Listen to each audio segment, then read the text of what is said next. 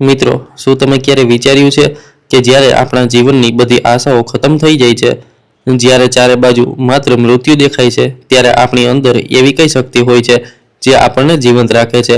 આજે હું તમને એવી જ એક વાર્તા સંભળાવવા જઈ રહ્યો છું. આ વાર્તા કોઈ ફિલ્મની નથી, પણ એક હકીકત છે. આ વાર્તા છે આયશાની, એક એવી છોકરીની જે પોતાના સપના પૂરા કરવા નીકળી હતી, પણ કુદરતે તેના માટે એક એવી કસોટી તૈયાર કરી રાખી હતી જેની તેણે ક્યારેય કલ્પના પણ નહોતી કરી. આ વાર્તા છે થાર રણની. સળગતી રેતી પર 91 દિવસો સુધી ચાલેલા સંઘર્ષની, દર્દની, હિંમતની અને અંતે જીતની. તો તમારી સીટ બેલ્ટ બાંધી લો, કારણ કે આ વાર્તા સાંભળ્યા પછી તમે જીવનને એક નવા દ્રષ્ટિકોણથી જોતા થઈ જશો. તારીખ હતી 15 મે 2018. 28 વર્ષની આયશા, દિલ્હીની એક જાણીતી ટ્રાવેલ બ્લોગર અને ફોટોગ્રાફર, પોતાની જીપ લઈને રાજસ્થાનના થાર રણ માટે નીકળી હતી. તેનું સપનું હતું કે તે રણના એવા અજાણ્યા હિસ્સાઓની તસવીરો લે જે દુનિયાએ ક્યારેય નથી જોઈ. તે ખૂબ ખુશ હતી. તેની આંખોમાં સપના હતા અને દિલમાં જોશ. જેસલમેરથી લગભગ 150 કિલોમીટર દૂર એક નિર્જન રસ્તા પર આગળ વધતી વખતે અચાનક તેની જીપ એક ઝટકા સાથે બંધ થઈ ગઈ. તેણે ઘણી વખત કોશિશ કરી, પણ ગાડી સ્ટાર્ટ ન થઈ. ચારે બાજુ માઇલો સુધી માત્ર રેતીના ઢગલા હતા. મોબાઈલમાં નેટવર્ક નહોતું. શરૂઆતમાં તો આયશાને લાગ્યું કે કદાચ કોઈ ગાડી આવી જશે, પણ કલાકો વીતી ગયા અને દૂર દૂર સુધી કોઈ માણસ ન દેખાયો. સૂરજ હવે આગ વરસાવવા લાગ્યો હતો અને તેની પાસે પાણીની માત્ર 2 બોટલો બચી હતી. તેણે નિર્ણય કર્યો કે તે ગાડીમાં રાહ જોવાને બદલે ચાલીને મદદ શોધશે. આ તેની પહેલી અને સૌથી મોટી ભૂલ હતી. તેને અંદાજ નહોતો કે તે રણના હૃદયમાં ઉતરી રહી છે, જ્યાંથી પાછા ફરવું લગભગ અશક્ય હતું. પહેલા દિવસની પગપાળા યાત્રાએ જ આયશાની હાલત ખરાબ કરી દીધી. રણની ગરમી એવી નથી હોતી જેવી આપણે શહેરોમાં અનુભવીએ છીએ. ત્યાં એવું લાગે છે કે જાણે આકાશમાંથી આગ વરસી રહી હોય અને જમીન કોઈ સળગતા તવા જેવી હોય. તેનું ગળું સુકાઈને કાંટો થઈ ગયું હતું. પાણીની એક બોટલ ખતમ થઈ ચૂકી હતી અને બીજી પણ અડધી રહી ગઈ હતી. રાત થઈ તો ઠંડીએ તેને ધ્રુજાવવાનું શરૂ કરી દીધું. દિવસે આગ અને રાત્રે બરફ.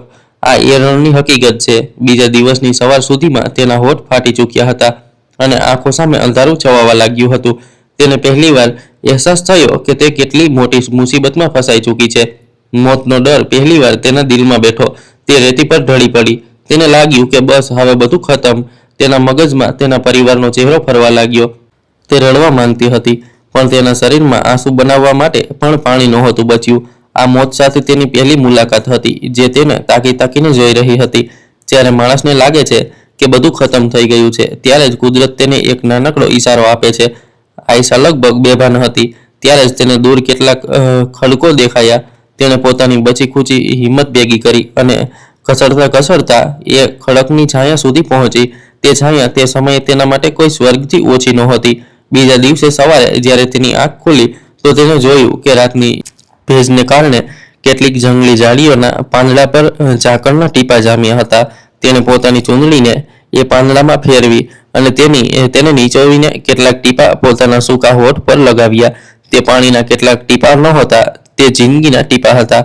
એ જ પળે આયશાને સમજાયું કે જો જીવવું છે તો રડવાથી કામ નહીં ચાલે. તેને લડવું પડશે. તેને રણના નિયમો શીખવા પડશે.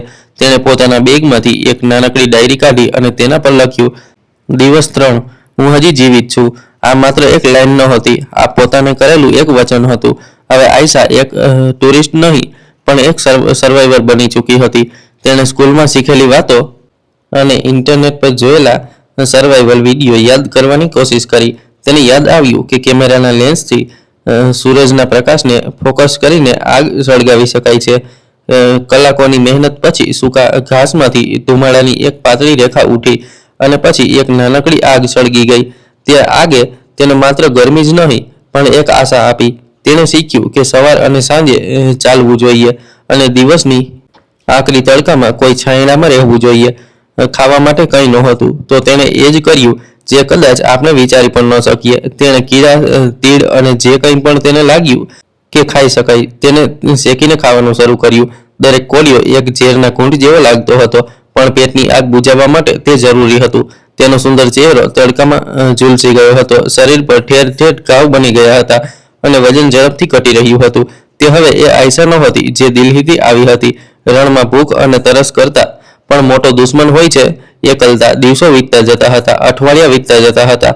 આયશાએ કોઈ માણસનો અવાજ નહોતો સાંભળ્યો. ચારે બાજુ માત્ર એક ભયાનક ખામોશી હતી, જે કાનોમાં શોર કરતી હતી. તે અવારનવાર પોતાથી જ વાતો કરવા લાગી હતી, ક્યારેક તેના મા સાથે તો ક્યારેક તેના પિતા સાથે. તે હવામાં જ તેમની સાથે લડતી, તેમની ફરિયાદ કરતી અને પછી રડી પડતી.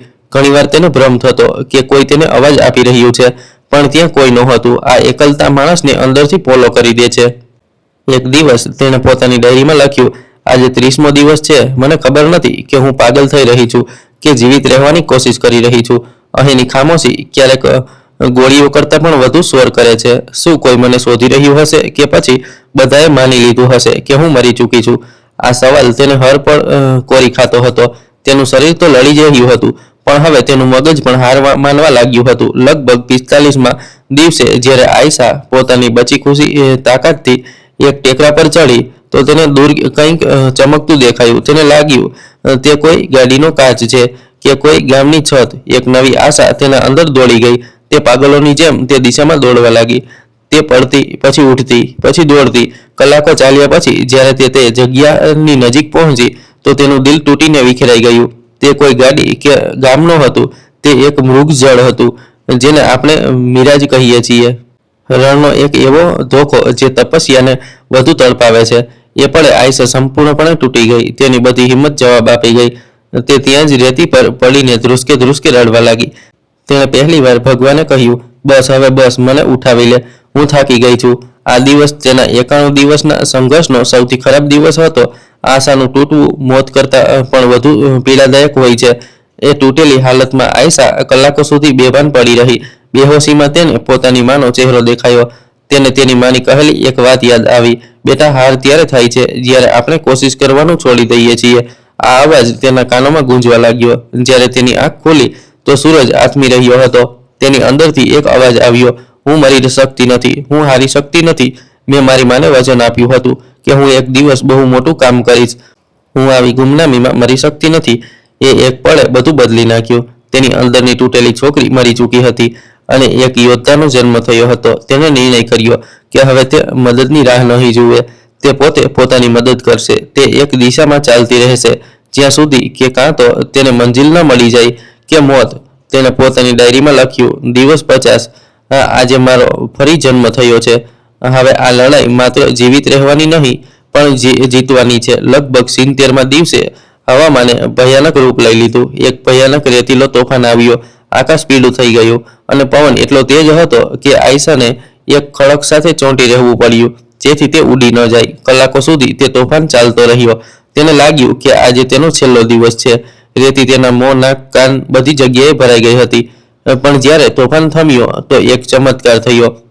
તોફાને રેતીના ઉપરના પડને ઉડાવી દીધું હતું અને એક જગ્યાએ ખડકોની વચ્ચે એક નાનકડો ખાડો બની ગયો હતો, જેમાં થોડું પાણી જમા હતું. તે પાણી ગંદુ હતું, પણ આયશા માટે તે અમૃત હતું. તેણે ધરાઈને પાણી પીધું. આ કુદરતનો એક વિચિત્ર ખેલ હતો. જે રણે તેને મોતના મુખમાં ધકેલી હતી, તેણે જ એક તોફાન દ્વારા તેને જીવવાની વધુ એક તક આપી હતી. તે પાણીએ તેને આગામી કેટલાક અઠવાડિયા સુધી જીવંત રાખી. તે સમજી ગઈ હતી કે કુદરત જેટલી ક્રૂર હોઈ શકે છે, તેટલી જ દયાળુ પણ. 90 દિવસ વીતી ચૂક્યા હતા. આયશા હવે એક ચાલતો ફરતો હાડપિંજર બની ચૂકી હતી. તેના કપડાં ફાટીને ચીથરા થઈ ગયા હતા અને શરીર પર માંસ લગભગ ખતમ થઈ ગયું હતું. તે બસ પોતાની ઈચ્છા શક્તિના દમ પર જીવિત હતી. એક સવારે જ્યારે તે આગળ વધી રહી હતી, તો તેની નજર જમીન પર પડી.